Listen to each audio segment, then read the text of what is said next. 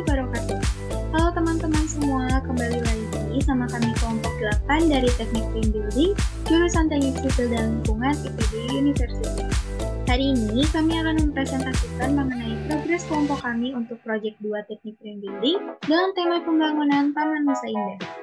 Sebelum masuk terlalu jauh, kenalan dulu ya sama teman-teman dari kelompok 8, yaitu ada Zaki Noval dengan NIM F412, Yukis Karolin NIM F479, dan Rayhan Hilmi NIM F489.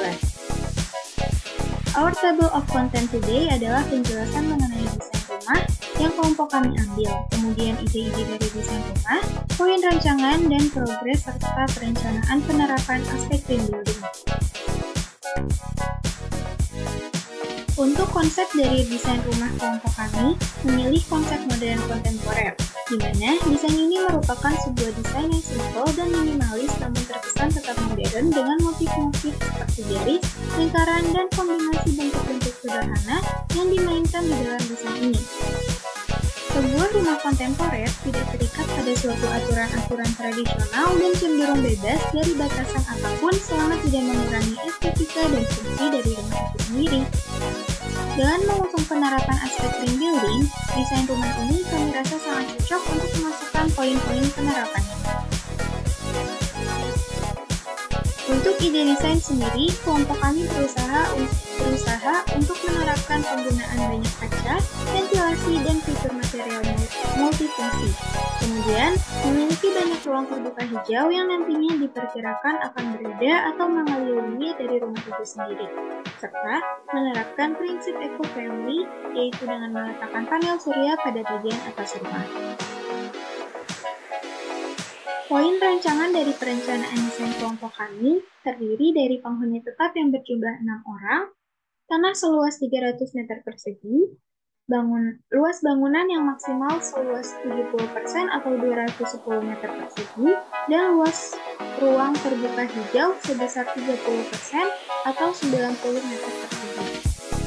Dengan fasilitas tambahan yang kelompok kami akan terapkan, antara lain sistem pemanenan air hujan, pembangkit listrik tenaga surya, dan pengelolaan limbah padat rumah tangga atau pembuatan bak composting. Untuk rancangan denah rumah, kelompok kami sudah membuat untuk lantai 1 seperti yang terlihat pada slide, di mana kelompok kami juga menerapkan aspek-aspek yang telah disebutkan sebelumnya, serta aspek open space yang menghubungkan rumah bagian ruang makan, ruang keluarga, ruang tamu, dan juga dapur. Sedangkan untuk lantai 2 sendiri, kelompok kami masih dalam proses pencarian ide dari perencanaan.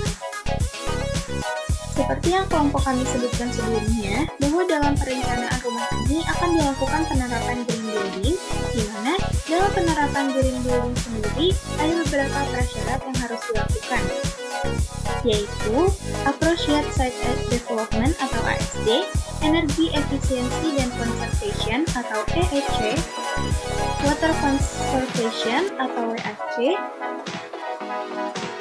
Material Research and Cycle atau MRC, Indoor Air Health and Comfort atau IHC, dan Building and Environment Management atau BEM. Dalam progres ini, kelompok kami akan menyampaikan perencanaan dari aspek ASD yang akan kelompok kami terapkan. Yang pertama, adanya area landscape berupa vegetasi yang bebas dari struktur bangunan dan struktur sederhana bangunan taman.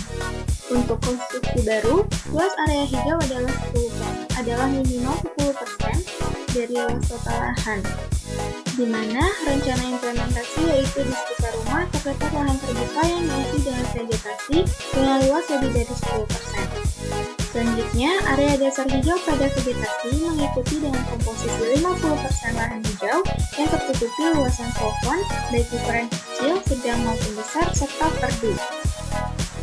Dengan rencana implementasi, pohon akan ditempatkan di area lahan terbuka sesuai dengan jumlah dan jenis tanaman yang dibutuhkan. Selanjutnya, kami akan membuat analisis untuk perhitungan pengelolaan air limpasan, guna perencanaan strategi, dan pengurangan debit limpasan air hujan. Dengan rencana implementasi adalah pembuatan jaringan perpipaan untuk menyalurkan air hujan yang kemudian ditampung dan dimanfaatkan.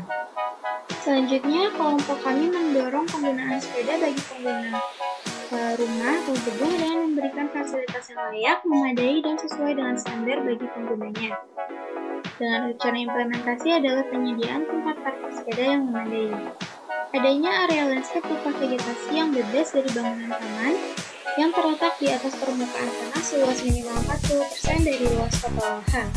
Membuat perhitungan dan daftar list tanaman yang potensial berfungsi mereduksi karbon dioksida dari seluruh tanaman yang dipilih dalam pengelolaan landscape. Menggunakan berbagai material untuk menghindari efek head island pada area atap gedung sehingga nilai albedo minimum 0,3 sesuai dengan perhitungan. Dengan desain landscape berupa vegetasi pada sirkulasi utama pejalan kaki menunjukkan adanya pelindung dari panas akibat radiasi matahari. Menggunakan perencanaan badan air retention atau detention pond dengan luasan yang berimbang hasilnya terhadap keseluruhan luasan lahan hijau. Kemudian yang terakhir, kelompok kami berusaha untuk mengurangi beban sistem drainase lingkungan dari kuantitas limpasan air hujan dengan sistem manajemen air hujan secara terpadu. Dari rencana implementasi, air hujan yang tertampung dimanfaatkan untuk mengairi kolam kecil di sekitaran rumah serta dapat digunakan untuk menyiram tanaman dan vegetasi. Berikut adalah contoh rencana perhitungan dari kelompok kami dengan fitur saluran drainase yang diletakkan di sekeliling rumah. Begitu juga dengan slide ini, di mana kami menerapkan rainwater harvesting yang terintegrasi dengan IPAL berupa filtrasi, di mana nantinya air hasil pengolahan dari rainwater harvesting ini akan digunakan untuk suplai air bersih di rumah tersebut. Oke, sekian presentasi dari progres minggu ke-8 kelompok kami. Jika ada kekurangan dan kesalahan dalam pengertian, saya mohon atas perhatiannya. Sampai jumpa di progres selanjutnya. Bye-bye.